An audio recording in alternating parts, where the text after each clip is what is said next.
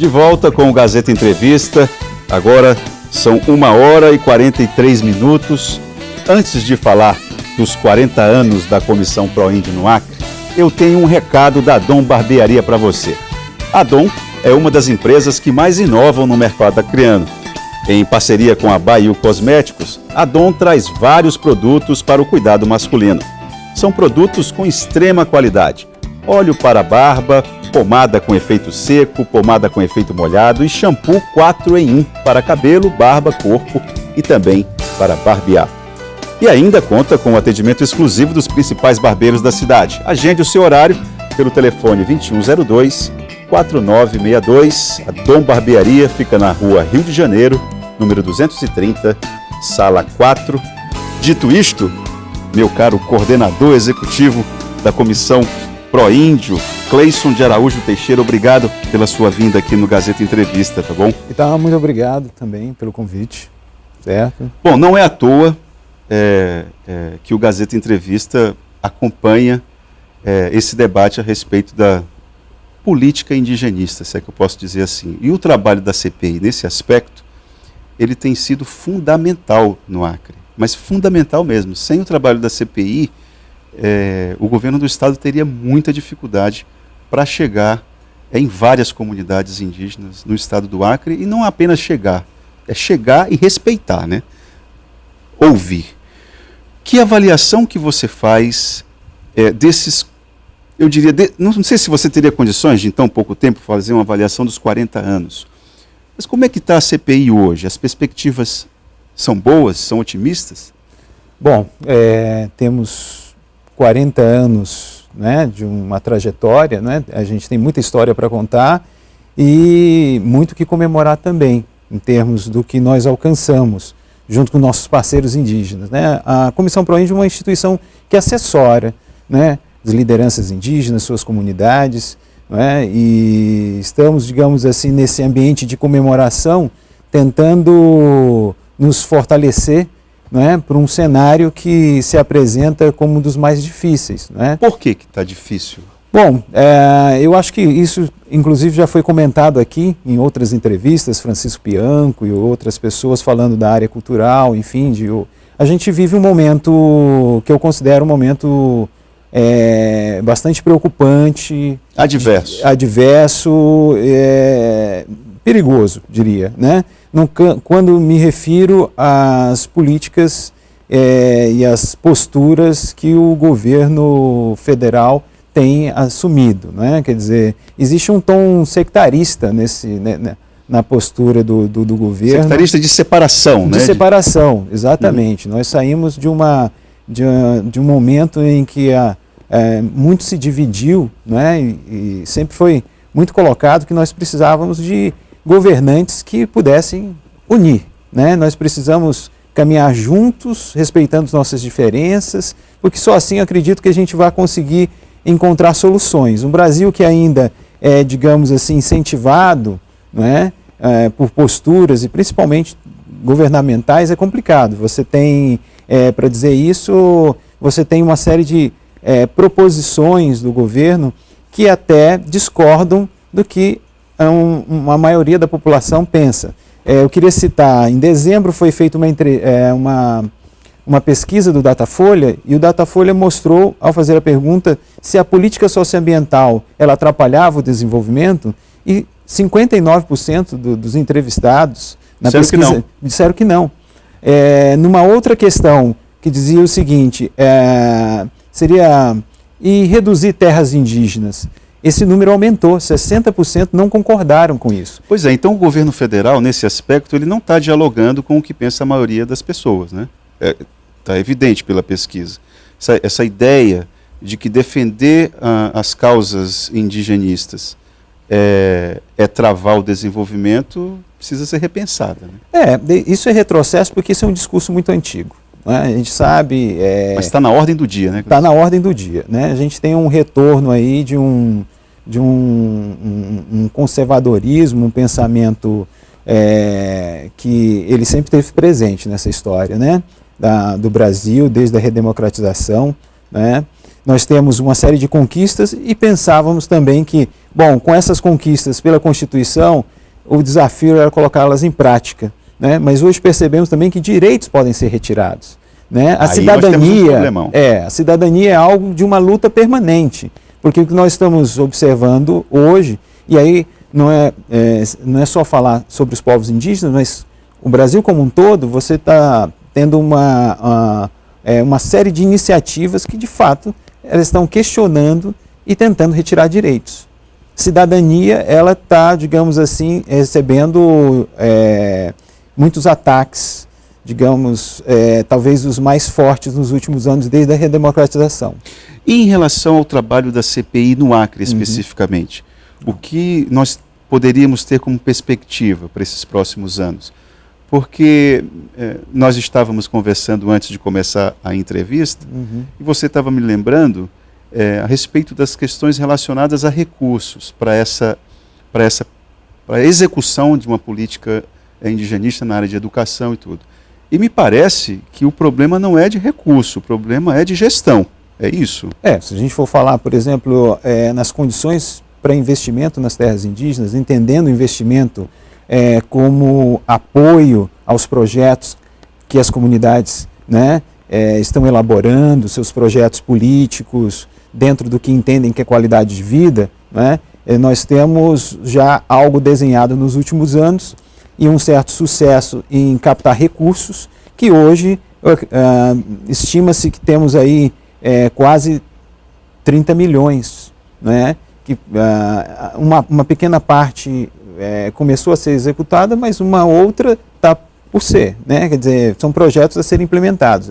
Então, a questão não é falta de recursos, eu acho que a questão agora é pensar como numa nova gestão e em diálogo com a sociedade, com as lideranças indígenas, com os diversos atores, né, se possa construir, digamos assim,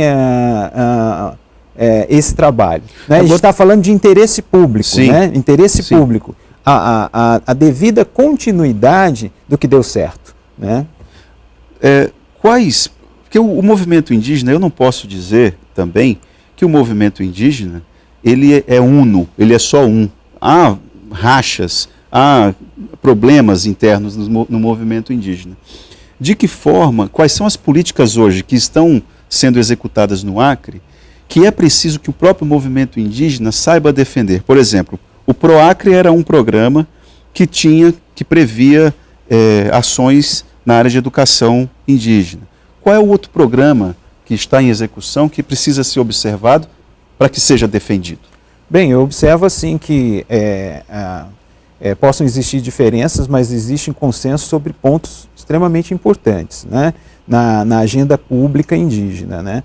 Quer dizer, você tem um movimento que é quase esse mesmo de 40 anos da Comissão Proíndio, de movimento de lideranças indígenas, né, tentando conquistar os seus territórios, depois da conquista por direitos, exercê-los, né, e de certa forma se organizando cada vez melhor para isso, com as suas representações, né? Nós não temos uma representação maior dos povos indígenas aqui, mas nós temos muitas associações funcionando, não é? Tendo uma representação política significativa.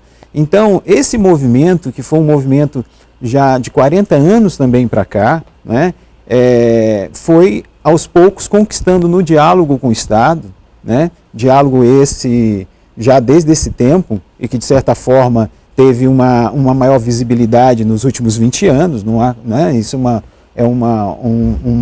como que se diz, uma parceria que deu certo. Então você tem um discurso muito claro em encontros e reuniões políticas que vem ocorrendo principalmente desde 2011 para cá, né, que definem a importância em dois pontos acho que são fundamentais. Primeiro, o que deve existir nos projetos e nos programas. E outros são o conjunto de ações que devem ser voltadas à institucionalização das coisas. Não se pode pensar só na manutenção de uma relação com os povos indígenas através de projetos e programas, né? Como eles são acompanhados. Quando você fala institucionalização, é você elaborar uma política de tal forma que independa qual governo que esteja no Palácio Rio Branco, aquela política ali vai ser implementada. Uma política de Estado e não de governo. Uma política de Estado, exatamente. Exatamente. Isso passa por marcos legais, isso passa também por uma coisa muito importante que que está inclusive na nossa Constituição estadual, que é a criação de um Conselho Indígena. Isso existe na Constituição, não foi colocado em prática até hoje. Quer dizer, como se estabelece de maneira organizada esse diálogo com os povos. Fora isso, nós devemos também lembrar que está na ordem do dia o direito de consulta livre, prévia e informada das comunidades. O que é isso? Bom, é uma forma de participação, né? Quer dizer, toda a ação que afete direitos, seja positivamente ou negativamente, tem que perguntar para a comunidade. Tem que perguntar para a comunidade. Isso mesmo. Então, esse direito de consulta está presente na Convenção 169 da Organização Internacional do Trabalho. Em 2004, o Brasil foi signatário disso, né? E várias instituições no país, e principalmente agora, estão fazendo investimentos como nós em criar, digamos assim, oportunidades para as comunidades e fazer isso junto com elas, obviamente, para mostrar como deve ser o relacionamento, quais os procedimentos o Estado deve seguir para se relacionar com as comunidades. Um ponto importante disso tudo são os protocolos de consultas, que são documentos que mostram isso, né, que vem surgindo no país. As comunidades declaram, né, a partir de muita discussão interna, como estão se organizando e como querem que o Estado proceda, que passos ele deve dar para esse diálogo. Né? Essa forma de trabalho me parece elementar, deveria ser elementar. Uhum. Se você vai colocar em execução uma política pública para uma determinada comunidade, é básico que você ouça a comunidade, pelo amor de Deus. Exatamente. E algumas coisas são importantes, acho que continuando a resposta da sua pergunta. Nós temos coisas que deram muito certo. Né? Você tem, por exemplo, os agentes agroflorestais indígenas, né? São importantes mediadores, têm uma função política, social e não apenas produtiva, que discutem a gestão territorial, né, e ambiental de seus territórios, que vem, digamos assim, lutando pelo seu reconhecimento da sua categoria profissional. Né? Então, investimentos existem, inclusive, para fortalecer essa categoria, o trabalho que realizam na ponta, não é?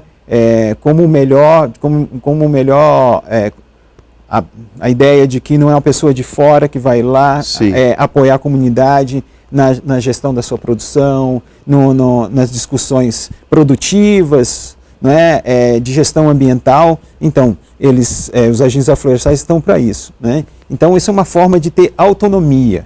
Né? Então, existem vários movimentos ao longo desses 40 anos que foram nessa direção, os professores indígenas, os agentes de saúde. Sim, e nesse aspecto a CPI tem um trabalho bonito até, fundamental, de tratar, fortalecer essa ideia de que a comunidade não é coitada. Né? A comunidade ela não está pedindo favor. Então, a gente precisa parar com essa ideia, eu sempre, quando eu posso, falo a respeito disso.